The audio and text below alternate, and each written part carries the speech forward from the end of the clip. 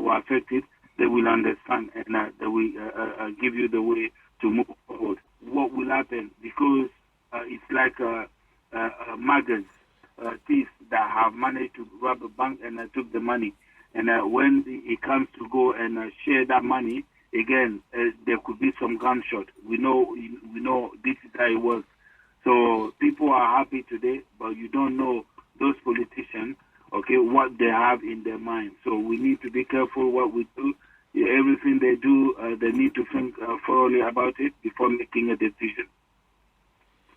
That's true, but what I was thinking is what made me ask that question is simply because if you have a general of the army, the general, everybody, the private soldiers, the sergeants, the staff sergeants and all that, the couples, they all know this person hasn't got the qualification and the skills to be holding this post.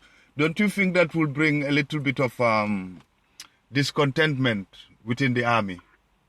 Of course it will be, but at the same time, I want you to not to be looking at that guy only. There are lots of sectors in the country. Yeah, it could be farming, it could be road, any sector.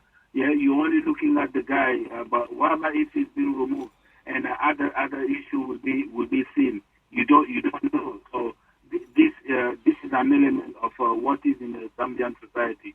This guy, as you mentioned, yeah, it could be an issue. I'm not saying you are right. I'm not saying you are wrong. But if it needs to be changed, okay, maybe the new president, Mr. Adam Barrow, will do something, to even train him. Maybe they will demote him. He could go down a bit, but not to release him. Maybe he's a good guy. We don't know. But as I said, everything has to be related to helping the country moving forward. Should amnesty be accorded to Mr. Jame? He's ready to work hand in hand.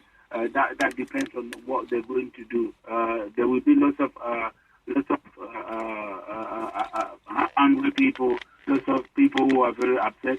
But the government could try to find something to either protect him or I don't know, do something so that the country will come out, will bring peace. So this is what I think. Amnesty or not, everything. Amnesty is what can I say? Is a word just to bring tolerance in a society. You understand? So whether if you think it's normal to put Jamedi in jail, will it bring any other unrest situation in the country? We don't know.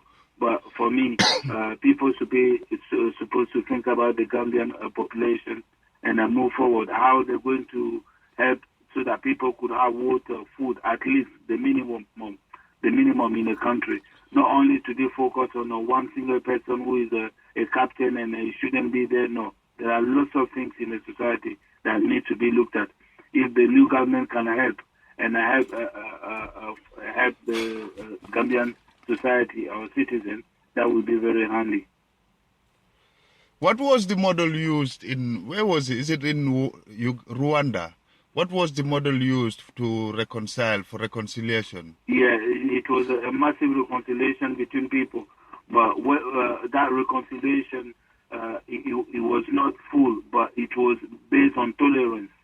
Do you understand? Tolerance. Because in the end of the day, when you look around, you will see that the war doesn't start really in a country. It comes from exterior. People pushing each other, and by the time you realize you're fighting amongst each other.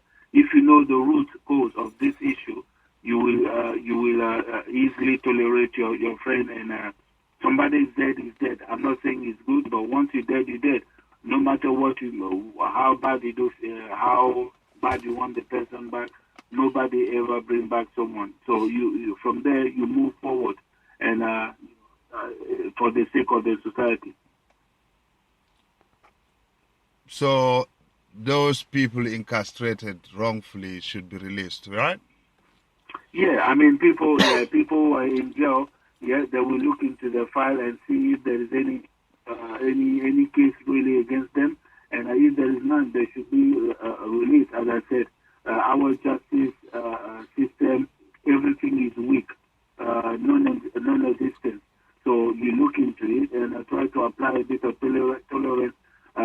that. I'm not asking to go and free all the criminals. No, I'm not saying that. But I just want to, I'm just saying, you need to take case by case, analyze, and again, don't dwell too much on what has happened in the past, because you need to move forward. The only way you could help people forget what happened. But I'm sure, I am quite sure, 110% sure, at this stage, as we speak, there are so many Gambians who would like to see Jammeh tried. Yeah, it's the same thing. When you look at the Gambian issue, same thing. When let's say that left the presidency, people complain. In Africa, when Babu left, people say, oh, yeah, he did this. That's why I ended up the ICC. We'll come to ICC, yeah. Yeah. So when Ouattara will leave, we will say the same thing every single time. When Rawlings left, when Rawlings, before he came to power, people were not happy with the guy who was there before that. And second, when Rawlings came to power and he left, people were not happy. So this is a cliche that we see all the time in Africa. So we shouldn't be dwelling too much on that as we go along. So, do you think the APRC government, meaning the political party of this current government, how can we dissolve? Would the best idea be to dissolve the party or let the party? Because the supporters of that party would still be, I don't know. Do you think there should be a new chairman of the party? That's what I mean by that. Do you think there should be a new chairman of the party instead of Mr. Jammeh, or a new leader of the APRC instead of Mr. Jammeh?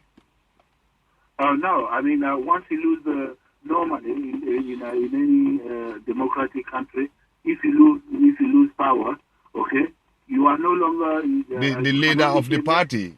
Yes, you can't, because you have taken them to places that what can I say? Your policies and everything went wrong. You didn't exactly. That's why you lost, isn't it? Like if you organize a referendum in a country and you lose, yeah, so that means basically you're not wanted anymore, isn't it? So Jammeh shouldn't be party. I don't know, unless the party they don't know what they're doing. But Jammeh is not the man anymore. They need to bring new vision, new way of being in the country. There are lots of people there. That's my thinking. I'm thinking Jammeh cannot remain the chairman no. of that the APRC. Exactly. It's like there's no one else to lead his party. No, that's it. He's out completely, and if you want to go and take advice from him, it's down to you. But he shouldn't even be a member of that party, because when he got the power, that's the peak of any party. All the parties you see around the world. You mean he should now be a backbencher? Backbench, we don't know backbench too much in Africa, but he shouldn't even be in that party anymore. Maybe an outsider completely. Right, let's come back to social media. Oh, God bless the person, and God bless the day social media was invented. Don't you think so? Social media, yeah, we thank social media. We thank social media. In Africa, even in Libya, we could see today what is happening. Look at what happened to Hillary Clinton, the Facebook. Look at what happened to look at what is happening in Syria. Every single day we see what is happening. Brexit. Yeah, Brexit. One second, yeah. Him out of there. He didn't believe that. He said it so many times that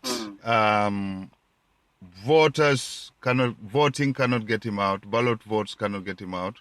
Armed forces, army, the voodoo, the marabout, external forces, nothing can get him out. He's gonna stay there. He's gonna stay there until whenever he pleases. He wants to go, he gives it to whoever he pleases. And that's his country. No one can do it. That's what he said. I think he underestimated the country. Yes, for just going out there and asking the dead body But, of. that's what I'm saying. All this can be solved. No. Yeah? I'm coming to the point we are discussing. Yeah, the recent point. Meaning, this guy is surrounded. I'm just telling you about who are surrounding this person. Now, you have the PDOIS led by Honorable Halifa Saleh. He's a veteran politician. They are so, how can I call them? Communist, socialist, communist. That's what they that's the kind of lifestyle and development. But he's very clued up and he's got experience. He's been there since the First Republic. And you have alongside him an ex-minister. I think at once he even nearly went up to Prime Minister of the country, Mr. Omar Jallo, OJ Jallo. Very knowledgeable guy and very, very listened to guy, very respected man. And he tortured all those people, you know. Everybody I'm mentioning to you, he tortured all those people. He even killed. There's another person by Dr. Bojang. This Dr. Bojang was a member of even the APRC. He was all over the place. He's very outspoken, very, very educated man, but he's like how do you call it? A mad scientist, kind of. That's how he behaves. Very intelligent, very bright, and he's well outspoken. This guy, these guys will never let Adama Barrow go astray. And he's going to just be there for 3 years. Within those 3 years, every other party in the coalition will go back and reforming and restructuring their original initial political parties. So that's the plan in 3 years. So within 3 years, I think Gambia would be lucky because as you were about to say there, you said we all want to go back home and walk back home and bring development. This man was just briefly to talk a little bit about him. His how do you call it? His profile. No. Listen, the power. I know the power. That's kind of the power of this social media and the power of those voiceless people and those people with a little bit of voice, i.e. people making videos on YouTube or on Facebook. That power, anyone in power now would be held accountable because people will be watching. We want to have our news. We're not going to stop this reporting.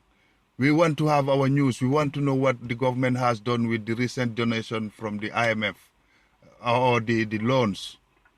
We want to know that. Everybody wants to know. Listen, we want to go back home and pay our taxes back home. And this guy, fortunately enough, this guy was a security guard when he was studying in London here in Holloway Road. There's an Agos shop there. He was a security guard there. So he lived here, me and you. If today our government can listen to us or allow us to implement our ideas and our expertise and skills back home, paying the taxes there, Africa will develop, our countries will develop.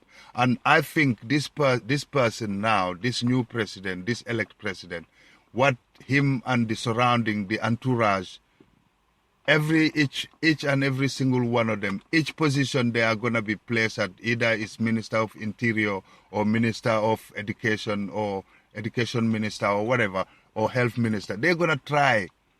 I believe that. It's not one man coming into power trying to give us bullshit. We voted him in and then he's going to do whatever he likes without listening to people. People got him in and we sponsored them, the diaspora. We sponsored them. Thousands and tens of thousands of dollars were sent to them throughout their campaign and everything. For even the coalition, to form the coalition, the diaspora convinced them. So we backed them. We said to them, you guys are on the ground. You do the groundwork. If anything you need, if it's financial, we'll send it to you. And that happened. So you see, power of the people, and unity, power of unity. So Gambia is a very lucky country. Thank God. For 23 years, Gambia